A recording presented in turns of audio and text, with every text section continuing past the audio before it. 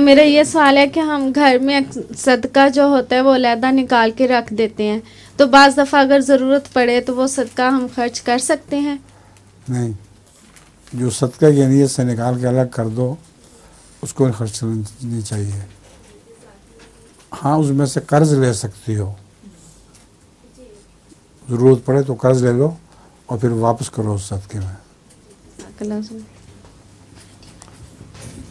लतीफ़ा क्या है तुम्हारा? हुजूर एक है छोटा सा है, सुनाओ।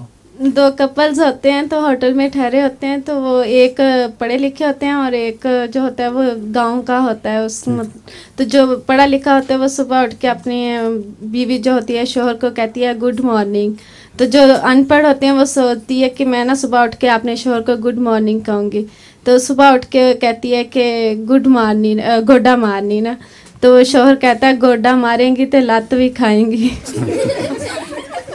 अच्छा।